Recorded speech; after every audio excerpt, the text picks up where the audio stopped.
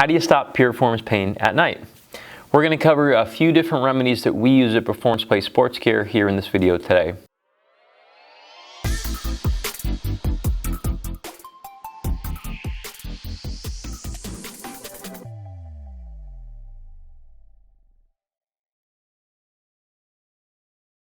Hey everyone, I'm Sebastian at Performance Place Sports Care, part of the locally world famous chiropractors in Costa Mesa, California.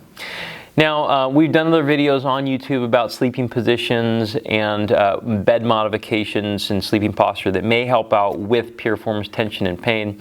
You should reference back to those videos for some of these in full detail. I'll cover one variation here, but also I'm going to cover a stretch that actually helps out to facilitate better sleep rather than having to think about sleep position too much. We're going to use a pillow just for this modification today, but before we actually get into that part, we're talking about problems into this area here. Notice I have my hip pocket right around the top of my hip pocket. We're not talking about sit bone pain. We're not talking about side of the thigh. We're not talking about upper glute. We're not talking about a side joint. We're not talking about low back. We're not talking about stuff into the leg. Although some of these may be related to piriformis tension as well. Some of you have all these. Some of you have just the one spot. If you guys have those other parts, it may be of your interest to take advantage of the webinar that we have in the corner, which covers different hip diagnoses and other factors that may be contributing to your problem, making it a little bit more complicated so it's not going away on its own. So, getting into the sleep position, all you're going to need is this pillow. We can manipulate the pillow a couple different ways to make it so it has a few different variables. All right. The default position we've been going with in the other videos is just this kind of propped up position here. You can do this right in your bed. You can do it on the floor and see if the floor feels better than just the bed. You can move the knee higher, you can move the knee lower, you can kick the foot out, you can make the foot back. Another modification is people put it underneath their thigh and just let their thigh rest. This helps settle their back to the floor too. We all know that the piriformis has a relationship with the pelvis because it attaches from the hip to the sacrum. The sacrum's part of that pelvic ring. And so the pelvic position does kind of matter.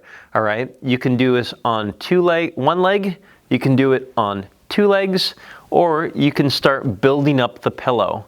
You put it on a big double pillow, or you put it on a big double pillow. These are all variations that can work really, really well to get it so you can have a good night's sleep, which recovery first is kind of about sleep. Like, you have to sleep to recover. What we don't want is you thinking all night about the position you should be in though. So there's a fine line of doing things well enough and then perfect. They don't have to be perfect. We usually tell people if they can be in one of the positions that makes them feel better by 50% and they do their best just to fall asleep and not think about it, if they kick out of the position, they flip over, it doesn't matter. You've already bought yourself about an hour of feeling better, which does add up throughout the day. So that's part one. Part two is keeping the mindset of the things you do throughout the day actually help out to make it so you don't need perfect position when you sleep. All right. This usually blends into having a structured, customized program of stretches and exercises and habit changes, which is what most people need to make it so their problem doesn't keep returning. I've been a lot of people where they say, if I just lay on my back, it goes away. If I get up and start moving around or I play a sport, it comes back. Yeah, a lot of times the build-up process of rehabilitation is in an effort to get you back to your goal, while being on your back is obviously not painful. That's not how most of you want to live. So one easy step in the right direction is doing a hip stretch, okay? Now, usually when people have hip symptoms like hip impingement, FAI, if you will, or labral tears, things like that, hip arthritis, usually they have problems exclusively up into here. But as I mentioned earlier, a lot of people have problems into this area, and this one, and this one, and this one, and this one, and they're playing whack-a-mole with everything. So one thing you can do is just consider your hip as an area that may not work super well, but also it doesn't really create the symptom of the hip, which is super common. Because the hip may not be working well, then it's putting workload on areas that are attaching to the hip in different areas, kind of creating a muddiness to the problem. So usually doing something like a hip stretch, like a hip flexor stretch or hip capsule stretch, in the front usually works pretty well as long as it doesn't duplicate the symptoms as you're doing them or when you're done. Okay? Normally this feels just a little stretchy up into here. That's completely normal. And you just kind of rock in, rock out, rock in, rock out, rock in, rock out. There's no reason to go super dramatic with it. There's no reason to put your arms over your head and go crazy. Just do this thinker position here.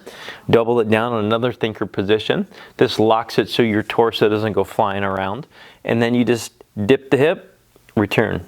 Dip the hip, and return. Normally we have people do these every few hours during the day. Mobilizing the hip can dramatically have profound effects on piriformis tension, as we found, and it can actually reduce some of the other compensation or fallout that you have. Now keep in mind this is a stretch. It's not strengthening, it's not stabilizing, it's a stretch, which is only one part. If you have a loss of motion in one hip, maybe adding the motion back and then adding a little bit of strength to that new motion may be of benefit. And that's how corrective exercises and general physical activity ties in to actually making it so this problem doesn't return. Now, if you guys want customized help, we do have virtual and in-person services. The link is in the description of the video that we have. If you guys are looking for more videos that we have on YouTube, we have a ton of them on hips and groins and piriformis and low backs and sciaticas and SI joints, sports hernias even. We have a bunch. Okay, subscribe to the channel. Every YouTube channel has a search bar on top. Use our search bar. It's all in there. But if you want customized help and just figure out exactly what to do versus guessing on YouTube, just reach out to us.